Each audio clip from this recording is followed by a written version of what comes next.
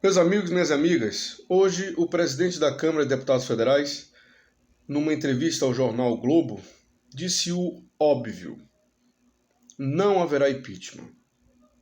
Exatamente isso. Não haverá o impeachment do presidente Bolsonaro. Não adianta a nossa choradeira, não adianta julgamento moral sobre quem é a favor, quem não é, ou quem finge que é e que no fundo não é. Nada disso adianta. Por quê? Porque o impeachment é um instrumento político. Por mais que ele esteja ali forjado como instrumento jurídico, como de fato ele é, na prática ele é um instrumento político. E o próprio presidente Arthur Lira falou isso com todas as letras. O impeachment é político.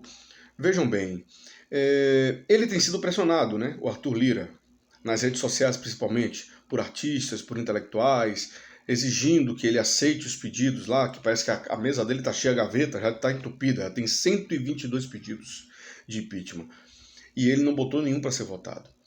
Só que, exatamente na medida em que ele está sendo pressionado, ele também falou de maneira muito clara dessa vez. Olha só o que ele disse nessa entrevista. Então, o que é que estão querendo? Que eu desorganize o país? Que eu comece uma conflagração de 122 votos que querem o impeachment contra 347 que não querem. Esta é a realidade do Congresso Nacional hoje. A maior parte do Congresso Nacional está na mão do presidente da República.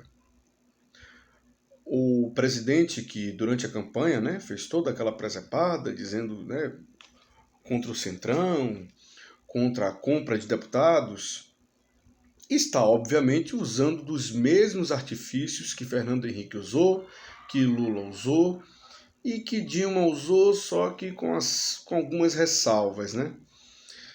Pois bem, a impressão que dá é que só pode se fazer política se for desse jeito, né?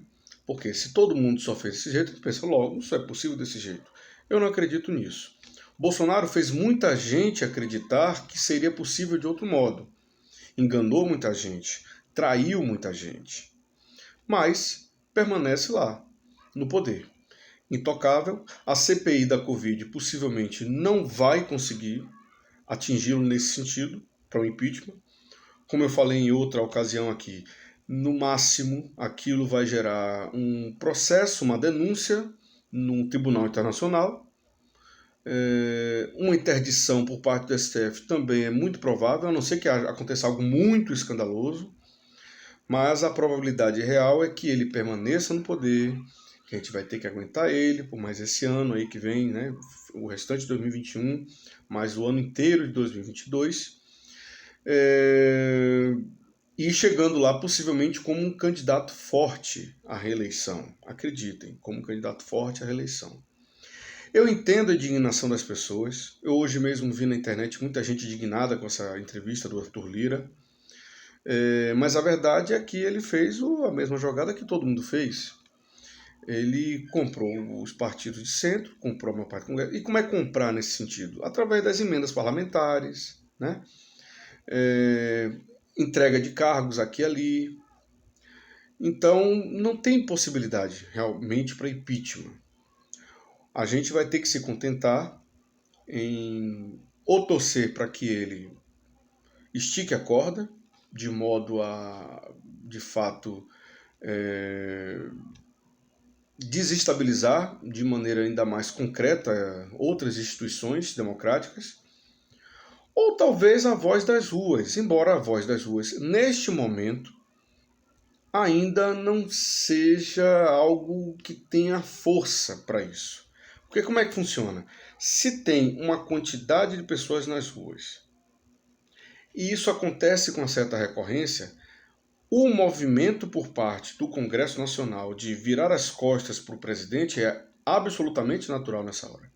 Só que o movimento nas ruas, por enquanto, e aqui não é uma crítica, é uma constatação, o movimento nas ruas, por enquanto, ele é partidário. Ele tem sido um movimento, e não tem outro jeito, tinha que ser assim, puxado por movimentos sociais, por sindicatos, né, pelas centrais sindicais, por movimentos estudantis também, pelo pessoal do MSTS, do MST e companhia. E nitidamente, têm uma relação partidária, uma relação minimamente ideológica de esquerda. Não está na rua aquela turba que se viu em 13, que se viu em 14, em 15, em 16, contrária à presidente Dilma na época. Não tem essa quantidade de gente na rua, não são esses milhões que estão na rua. Embora Bolsonaro dê todos os motivos para que essa gente toda esteja na rua, mas nada disso está acontecendo.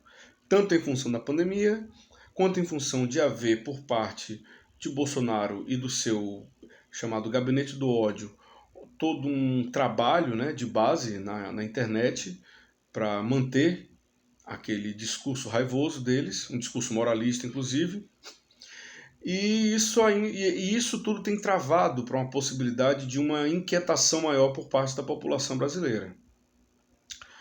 A verdade é que as perspectivas hoje são as de que a gente vai talvez continuar indo para a rua, não temos ainda uma perspectiva de que isso seja algo numa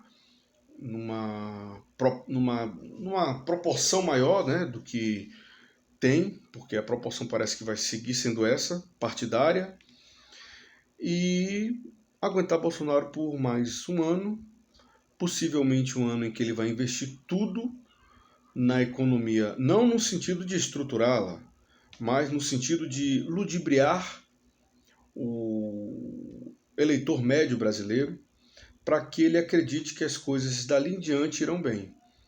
Essa certamente vai ser a principal cartada do presidente Bolsonaro para uma reeleição, vai ser a contemplação de assistencialismo junto com um incentivo ao consumo, e aí para somar e fechar de vez essa conta, atacar seu possivelmente principal adversário, se tudo se configura como está hoje, Lula, a partir da régua reguladora da moral brasileira, que se chama combate à corrupção.